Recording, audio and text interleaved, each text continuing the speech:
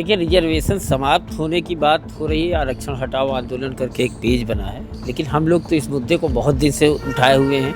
आर्थिक आधार पे कर दे, उनके यहाँ जो गरीब हैं जितनी ज़्यादा संख्या में वो भी आ जाएं, हमारे यहाँ जो हैं तो उनके आंदोलन से होने के बाद डरी, हमारे आंदोलन से होने के पहले ही डर गई थी। वो अमेरिका से उठ के आए, उनको परमिशन दे दी, उनको जंतर मंतर पहुँचा दिया। हम लोगों ने तो यूजीसी के मुद्दे पे 2 बार प्रदर्शन की कोशिश की। नहीं, सरकार तो गई थी अपने वोट बैंक को मजबूत करने, लेकिन वो बैकफायर हो गया। और हम तो कहते हैं समानता लाओ, क्यों नहीं ला रहे हो भाई? किस बात का डर है? तो सारे देश में समान नागरिक संहिता, समान आचार संहिता, समान व्यवस्था लागू होनी चाहिए। और आती है बात जैसे आरक्षण की, तो आरक्षण एक बीमारी है, बुरा मत मानिएगा। क्या एक चमार जाति का व्यक्ति एक पासी जाति की लड़की से शादी कर सकता है? उत्तर प्रदेश के अंदर ओबीसी के नाम पे मेजॉरिटी सीटों पे अहिर बैठा हुआ है। मई के महीने में सोशल मीडिया पर एक पेज बनाया गया जिसकी लोकप्रियता इतनी तेज बढ़ी कि धीरे धीरे वो से जुड़े जितने भी लोग थे उन्होंने एक आंदोलन को रूप दिया और अंततः नीट पेपर लीक को लेकर उन्होंने जो मुद्दा उठाया था उसके तहत शिक्षा मंत्री का इस्तीफा हुआ। इसके बाद एक और अब बड़ी आवाज़ उठने लगी है। आंदोलन के तहत जिस तरीके से पेज बनाए गए, बातें उठी, अब रिजर्वेशन को समाप्त करने की बात उठ रही है। तमाम संगठन उसके समर्थन में भी अपनी बात मुखर कर रहे हैं। हमारे साथ आज बातचीत करने के लिए राष्ट्रीय सवर्ण मोर्चे के अध्यक्ष संदीप सिंह जी हैं। क्या कहेंगे जिस तरीके से रिजर्वेशन को समाप्त करने की बात हो रही है? देखिए, रिजर्वेशन समाप्त होने की बात हो रही है। आरक्षण हटाओ आंदोलन करके एक पेज बना है, लेकिन हम लोग तो इस मुद्दे को बहुत दिन से उठाए हुए हैं कि ऐसा होना चाहिए। आरक्षण जो है आर्थिक आधार पर होना चाहिए। आरक्षण के लिए अब 80 वर्ष हो गए देश की आज़ादी को। 80 वर्ष में भी अगर कोई सीढ़ी नहीं चढ़ पाया है तो हम उसको चढ़ा नहीं पाएंगे। आर्थिक आधार पे कर दे, उनके यहाँ जो गरीब हैं जितनी ज़्यादा संख्या में वो भी आ जाएं, हमारे यहाँ जो हैं वो भी आ जाएं। जब समानता का अधिकार दे दिया गया था संविधान में, तो आरक्षण जैसी व्यवस्था लागू ही नहीं करनी चाहिए थी। अगर इस तरीके की बातें आगे उठी, अभी तो सुगबुगाहट है, इसके बाद विपक्ष में इतनी बात हो रही है, कहीं अगर इस प्रक्रिया पर बातें आगे बढ़ी तो क्या स्थितियां होंगी उसका अंदाजा है? देखिए, स्थितियां अब क्या होंगी क्या नहीं होंगी, किसी राजनीतिक दल से अपना देखिए कोई लेना देना नहीं। बहुत स्पष्ट, बहुत क्लियर है। ठीक है, हम लोगों का कोई लेना देना नहीं। हम लोग संवैधानिक अछूत हैं, लेकिन हम लोग भी आंदोलन करेंगे, वो अलग मामला है। हम लोग आंदोलन करेंगे, इसके लिए धरना देंगे, प्रदर्शन करेंगे, सब चीज़ें करेंगे, हर वो चीज़ें करेंगे। और जब तक सरकार की कानों में जू नहीं रहेगी तब तक हम लोगों का ये धरना प्रदर्शन जारी रहेगा, क्योंकि हमारी एक ही लड़ाई है, समानता लाओ, आरक्षण हटाओ और आर्थिक आधार पर आरक्षण कर दो। आप जब धरना प्रदर्शन देने की बात कर रहे हैं तो कहीं न कहीं ये भी बात तो उठ रही है कि एक प्रदर्शन इतना बड़ा हुआ, सरकार झुकी तो उसी को देखा देखी अब सभी लोग प्रदर्शन के सहारे अपनी मांग मनवाने पर अड़ेंगे। देखिए ऐसा है, भारतीय जनता पार्टी ने तो उड़ता तीर ले लिया। उनको ऐन मौके पर परमिशन दे दी, वो अमेरिका से उठ के आए, उनको परमिशन दे दी, उनको जंतर मंतर पहुंचा दिया। हम लोगों ने तो यूजीसी के मुद्दे पे 2 बार प्रदर्शन की कोशिश की। पूरा वो लगा के, क्या कहते हैं, पूरा सरकार प्रशासन लगा कि हम लोगों को वहाँ तक पहुँचने नहीं दिया गया। तो उनके आंदोलन से होने के बाद डरी, हमारे आंदोलन से होने के पहले ही डर गई थी। हमारे आंदोलन से होने के पहले ही डर गई थी। तो ये तो आप कैसे कह सकते हैं कि उसको देखा देखी हम कर रहे हैं? हम तो 14 जुलाई से आंदोलित हैं। हम यूजीसी के मुद्दे को लेकर आंदोलित थे, इससे पहले क्या आंदोलन नहीं किया सवर्ण समाज ने? यूजीसी को लेकर आप लोगों ने खूब आवाज़ उठाई संदीप जी। एक पदयात्रा भी चल रही है, उस पर भी आप लोग मुखरता से बात कर रहे हैं। तो कहीं न कहीं क्या लगता है कि यूजीसी का जो मुद्दा है उसे छेड़ के सरकार ने अपने लिए कोई आफत ले ली है? नहीं, सरकार तो गई थी अपने वोट बैंक को मजबूत करने, लेकिन वो बैकफायर हो गया। जब किसी का समय खराब होता तो इस तरीके से बैकफायर होते रहते हैं। सीजेपी के आंदोलन भी हमको जो लगता है, क्या है क्या नहीं मैं नहीं कह सकता हूँ, लेकिन वो भी उन्होंने एन मौके पे परमिशन दे के कराने का जो प्रयास किया वो भी उनके संग बैकफायर हो गया। तो अब बैकफायर का समय आ गया है भारतीय जनता पार्टी का, तो लगातार इनकी सारी चीज़ें बैकफायर होती जाएगी। इसी में ये मुद्दा आ गया आरक्षण वाला मुद्दा तो सन 92 से चल रहा है, जब से बैकवर्ड को दिया गया। उसके पहले SC/ST को संविधान जब बनी थी तभी दे दिया गया था। तो ये भी मामला बहुत दिनों से चल रहा है, लेकिन हर चीज़ का एक समय होता है। अब ये समय आ गया है कि इस पर विमर्श होगा, इस पर चर्चा होगी, यूजीसी जैसा कानून हटेगा।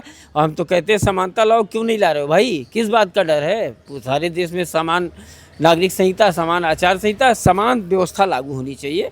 इसमें कोई जातिगत भेदभाव नहीं होना चाहिए। जो लोग आरक्षण के समर्थक हैं उनका ये कहना रहता है अक्सर कि फिर अगर आर्थिक आधार पे कर रहे हैं तो फिर जातियों की बेड़ी भी तोड़ देनी चाहिए। जातियों की बेड़ी कैसे तोड़ेंगे? वो तय करें, कैसे तोड़ेंगे? जातियों की बेड़ी ऐसे तोड़ेंगे कि अपनी लड़की हमारे यहाँ ब्याह दो, ऐसे जात की बेड़ी तोड़ी जाएगी। जात की बेड़ी तोड़ने का ये कोई तरीका तो है नहीं भाई। आपके यहाँ 4,497 जातियाँ आप अपने यहाँ शुरू कर लीजिए विवाह, पहले आप अपने यहाँ शुरू कर लीजिए। हम तो 20% आबादी है ना देश की, आप पहले 80% में शुरू कर लीजिए, उसमें तोड़ दीजिए बेड़ी। उसके बाद आप हमारे ऊपर उंगली उठाइए। तो चूंकि लोकतंत्र का जो निर्माण हुआ वो कतई हम लोगों के धर्म से, साथ से, किले से, गढ़ों से, रियासतों से हुआ। हम तो तैयार बैठे ही हैं। हम तो लोकतंत्र की रक्षा के लिए सन 1950 में ही सब दान कर दिए थे। तो आप पहले अपने यहाँ तोड़ लीजिए, आप एक शुरुआत करिए। हमको भी ये लगे कि आपने शुरू कर दिया है तो हम भी तैयार हैं। तो हमारे साथ कुछ और लोग हैं, ईशान जी हैं। क्या कहेंगे जिस तरीके से आप लोग इतनी मुखरता से बात कर रहे हैं, इसका मतलब जो रिवार्ड होगा, जिस तरीके से तमाम लोग हैं, चाहे वो चंद्रशेखर रावण हो या तमाम ऐसी पार्टियां हैं जो आरक्षण का समर्थन करती हैं, असर क्या होगा इसका? देखिए, आपने पहले तो एक बहुत घटिया आदमी का नाम लिया है, चंद्रशेखर रावण। भले आज वो सांसद बन गया है, लेकिन है मेरे हिसाब से दो कौड़ी का आदमी। उसने अपनी राजनीति की शुरुआत करी थी बड़ी ही मुखरता से, बदतमीजी के साथ में, जब जंतर मंतर पे आने के लिए उसने फेसबुक पे बेहुदा पोस्टें करी थी। और आती है बात जैसे आरक्षण की, तो आरक्षण एक बीमारी है, बुरा मत मानिएगा। जब एक 50-55 मार्क्स लाने वाला व्यक्ति 80 मार्क्स लाने वाले व्यक्ति से ज़्यादा योग्य कंसीडर कर लिया जाता है जिस व्यवस्था में, वहाँ पे ये बीमारी ही है। और इसके खिलाफ हम आवाज़ उठा रहे हैं। और अगर इस पे लोग हमारे प्रति उग्र होके आते हैं और ऐसी कोई मंशा रखते हैं कि देश जलेगा, देश में आग लगेगी, तो ऐसा कुछ नहीं होगा। देश के खिलाफ जाने वाले को हम खुद ही फूंक देंगे। तो ऐसा आप क्यों नहीं होगा? आप अगर किसी चीज़ के समर्थन में हैं तो जाहिर सी बात है उसके विरोध में भी लोग होंगे। अक्सर कई बार जब सुगबुगाहट होती है आरक्षण को खत्म करने की, तो एक बड़ा ये सवाल किया जाता है कि जातियों की बेड़ी तोड़ दिया जाए, उन्हें मंदिरों में आने जाने की मान्यता मिले, शादी विवाह की भी मान्यता हो। ऐसा है, जाति की बेड़ी तोड़ दी जाए। क्या एक चमार जाति का व्यक्ति एक पासी जाति की लड़की से शादी कर सकता है?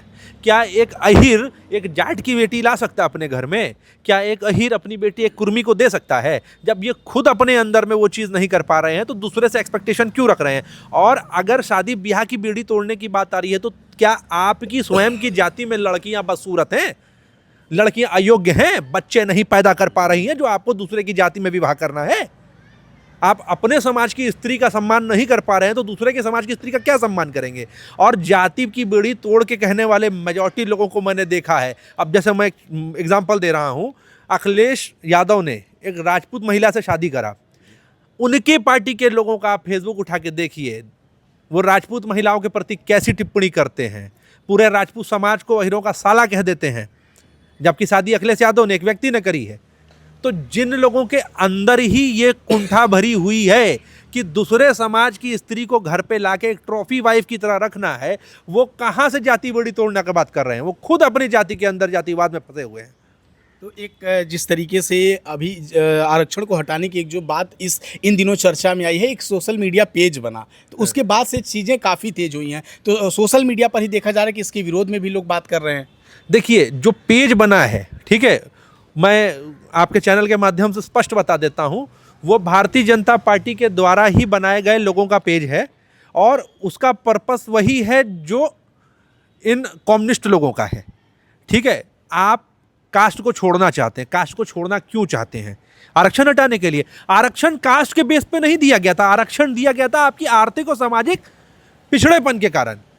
अपृष्ट जातियों को दिया गया था, जो कि अछूत कही जा रही थी, जिनके साथ बहुत ज़्यादा भेदभाव हो रहा था। क्या आज के समय में आप भेदभाव करते हैं? आप करते हैं, मैं करता हूं। क्या मेरे साथ में अन्य जाति के लोग नहीं आते हैं? क्या हम अपने प्रोफेशन में हर जाति बिरादरी के साथ उठते बैठते नहीं है? बिल्कुल उठते बैठते हैं। अब इसको जब यहाँ तक चीज़ें आ गई हैं, लोग साथ उठ बैठ रहे हैं, तो उसमें ज़बरदस्ती ये कहना कि शादी ब्याह करो, ज़बरदस्ती बैठाओ। अरे भाई, जूठा नहीं पीते किसी का, हाइजीन नाम की भी चीज़ होती है। मुझे नहीं पीना किसी का, मैं अपने भाई का जूठा नहीं पीता, मैं अपनी माँ का जूठा नहीं पीता, तो मैं किसी दूसरी जाति के व्यक्ति का जूठा पीऊँ? ये सपने दिखाने की, ये सपने सोचने की बात क्यों रखते हैं लोग? आप जो कह रहे हैं कि आरक्षण जो है जातिवाद हटाओगे तब हटेगा, जातिवाद तो आरक्षण के अंदर भी है। मीणा कम्युनिटी है, राजस्थान की है। देखा जाए, मीणाओं का इतिहास उठाएं तो वो उधर में आदिवासी में भले आते हैं, लेकिन उनके पास में मजबूत ज़मीनें थी, मजबूत पैसा था। आज वो देश भर के अंदर एसटी का कोटा, अगर 160 सीटें हैं तो 155 में मीणा बैठा है। उत्तर प्रदेश के अंदर ओबीसी के नाम पे मेजॉरिटी सीटों पे अहिर बैठा हुआ है।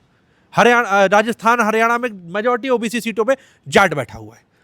और वही लोग आरक्षण की जो है हिमायत भी कर रहे हैं। एससी के अंदर सबसे ज्यादा जाट, जो कि मायावती जी की जाति के लोग हैं, वो बैठे हुए हैं। बाकी कहाँ? बाकी कहाँ? आप शेड्यूल ट्राइब में से मीणा को जान रहे हैं, मुसहर कहाँ? चूहा मार के खाने वाली जाति थी, उनकी ये स्थिति परिस्थिति थी, कितना ऊपर उठ गए। वो तो योगी जी आए हैं तो थोड़ा बहुत बढ़ गया, वरना तो स्थिति उनकी भी बड़ी खराब थी। तो अगर आप बात करते हैं जातिवाद हटाने की, तो पहला जातिवाद अपने आप से हटाइए ना। हमको काहे बोल रहे हैं जबरदस्ती की बेटी से चाहिए, बेटी चाहिए? अरे लड़की पे तुम्हारा जातिवाद खत्म हो रहा है, तो तुम में और आक्रांताओं में अंतर क्या है?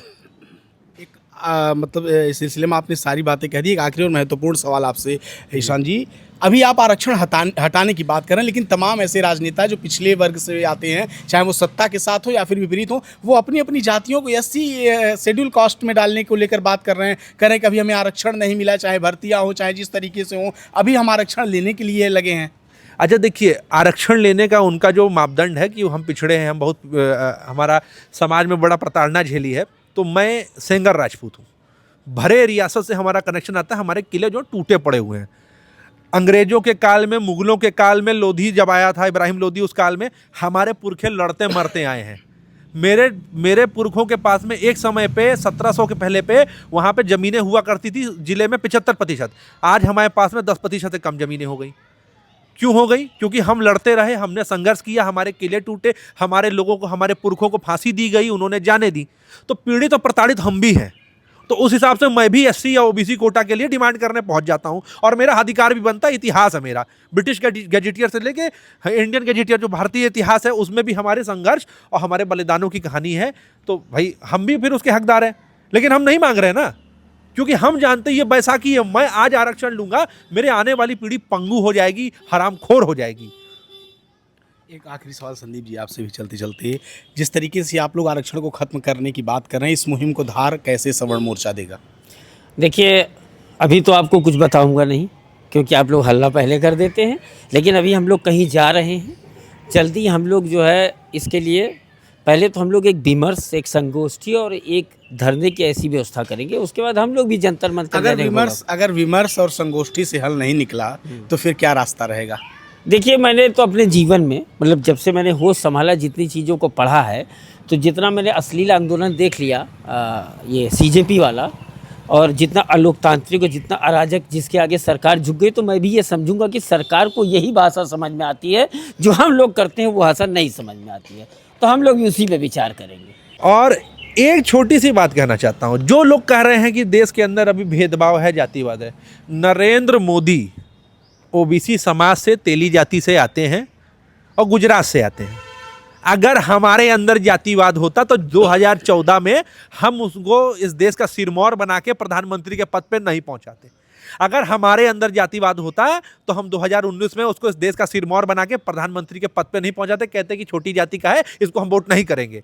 लेकिन आज मुझे नरेंद्र मोदी में एक ओबीसी नज़र आता है। उस समय मुझे देश का नेता नज़र आता था, आज मुझे एक ओबीसी नज़र आता है, एक तेली नज़र आता है। क्योंकि नरेंद्र मोदी जब खुद जाकर राजस्थान के अंदर कहते हैं कि गुजरात में हमें मोदी कहते हैं, राजस्थान में हमें राठौर कहते हैं, मैं तेली जात का हूँ, तब हमें मालूम पड़ता है जातिवाद हमारे अंदर नहीं है, जातिवाद उनके अंदर है। जातिवाद मेरे अंदर नहीं है, इनके अंदर नहीं है। मेरे साथ भी ओबीसी समाज का भाई खड़ा हुआ है, ये भी अपने ओबीसी समाज से हैं, ठीक है, हमारे अंदर नहीं है। मेरे जूनियर एसटी और एससी कम्युनिटी से आते हैं, उनके लिए भी मैं करता हूं, वो मेरे लिए करते हैं। हमारे अंदर जातिवाद नहीं है, जातिवाद है इन नेताओं के अंदर और उन लोगों के अंदर जो आरक्षण जैसी कुप्रथा को समर्थन देते हैं। अब इसकी आवश्यकता नहीं है, देश आगे बढ़ चुका है। और अगर आपको आरक्षण देना है तो उसको दो जिसको जरूरत है, जिसका बाप दादा आईएएस रह गए, जिसके बाप दादा सरकारी नौकरी में। मतलब ये आप मानते हैं कि आरक्षण को आर्थिक आधार पर किया जाए? अगर बहुत जरूरत है तो करिए, वरना कंपटीशन बेस्ट है। आपको ईशान जी ने बताया कि ओबीसी समाज से आते हैं, भाई हैं, लंबे समय से हैं, आरक्षण को हटाने की हिमाकत कर रहे हैं, आरक्षण को हटाने की तरफदारी कर रहे हैं, आप क्या कहेंगे? देखिए, आरक्षण एक गहने की तरह है सरकार के लिए। सरकार कोई भी आएगी आरक्षण हटाएगी ही नहीं। क्यों? क्योंकि अगर वो हटा देगी तो उसका वोट बैंक रुक जाएगा। और दूसरी चीज़, आरक्षण जनरल, ओबीसी, एससी, एसटी, ये सारी चीज़ें मतलब एक होता नहीं है कि चीज़ों को ख़त्म करने के लिए होनी चाहिए, ख़त्म करिए। और दूसरी चीज़, हम ओबीसी से आते हैं, जनरल को जो अमाउंट देना पड़ता है एडमिशन के लिए, मैं एक छात्र हूँ, विधि का छात्र हूँ, तो उसमें जैसे हमें कोई भी अमाउंट हमें देना पड़ेगा, मान लीजिए 1000 रुपये एडमिशन का फ़ीस देना पड़ेगा, तो 1000 रुपये ओबीसी को भी देना पड़ेगा। अगर आरक्षण है तो सामान्य करिए, सब छात्र के लिए सामान्य करिए, सबके लिए एक जैसा है नहीं, वो पढ़ाई में हो, सीट में हो या किसी चीज़ में है। हमारे लिए क्या है, जनरल को अगर थोड़ा 540 है तो हमारा क्या आ जाएगा, 542 जनरल का हो गया, 540 हमारा हो गया, तो क्या मतलब है। इससे बढ़िया हमें समानता चाहिए। जो संविधान अगर जिस लिए बनाया गया है समानता के लिए, तो समानता उसी तरीके से सबको देनी चाहिए। बस मेरा कहना यही है। बाकी मेरे साथ तो भेदभाव नहीं होता, बाकी मैं किसी का नहीं जानता। देखिए, प्रतिभाओं का तो सम्मान होना चाहिए। बगैर प्रतिभा के ना आप विश्वगुरु बनेंगे ना कुछ होगा। प्रतिभाओं का सम्मान होना चाहिए। अब जिस तरीके से आरक्षण हिस्सेदारी के हिसाब से मांगा जाता है, तो हमको लगता है एग्जाम की मान्यता भी खत्म कर देनी चाहिए। जातिगत जनगणना करा लें, पंडित जी 2% है, ठाकुर साहब 1% है, वो तो सीधे डॉक्टर इंजीनियर बना दे। भाई इनका तो यही मंतव्य है ना कि ऐसे कर दिया जाए। तो देखिए, ये बिल्कुल 80 साल हो गया है। हाँ, जो आप समान शिक्षा की व्यवस्था कर दीजिए। आपकी हिम्मत है, सरकार की हिम्मत है, समान शिक्षा कर दे। हम नहीं मना करते हैं, समान शिक्षा कर दीजिए आप। लेकिन समस्या क्या है कि ये वो नहीं करेंगे, क्योंकि वोट बैंक की राजनीति करनी, देश को सही नहीं करना है। किसी तरह शासन में बैठे रहना है, सत्ता चलानी है। क्योंकि जब भी आप ऊपर के लेवल पे बात करिए, कहीं सत्ता से बाहर हो जाएंगे तब क्या फ़ायदा होगा। तो जो सत्ता में बैठे रहने के लिए नफ़ा नुकसान ढूंढते हैं, उनसे हम लोग बहुत दूर से नमस्ते करते हैं। हम लोग अपनी लड़ाई स्वयं लड़ लेंगे। और एक बात और, एक नेताजी हैं, एक्चुअली 2 नेताजी हैं, उनके डायलॉग पुराने बहुत समय से लोग सोशल मीडिया पर चला रहे हैं कि कोई माई का लाल आरक्षण नहीं हटा सकता। उनको बता देते हैं, माई के लाल हैं जो आरक्षण हटाएंगे, उनके लालों की राजनीतिक भविष्य के बारे में वो सोच लें। 27-29 आने वाले जितने भी चुनाव हैं, भद ना पीटी दी तो ठाकुर की औलाद नहीं। तो आपने देखा, इन लोगों का खुले तौर पर ऐलान है कि जो लोग भी आरक्षण को बचाए रखने के लिए लोगों को चुनौती देते हैं, तरह तरह की बातें करते हैं, उनके लिए अब ये सजग होने का समय है। क्योंकि आरक्षण जिस तरीके से आया था, जब आरक्षण जिस तरीके से उस समय बात हुई थी, अब एक लंबा समय बीत चुका है। अब आरक्षण को खत्म करने की ज़रूरत है, और जहाँ ज़रूरी हो वहाँ आर्थिक आधार पर इसे तय किया जाए। लखनऊ से सहयोगी शिवांशु के साथ फिल्म टिक्स के लिए शिवेश मिश्रा।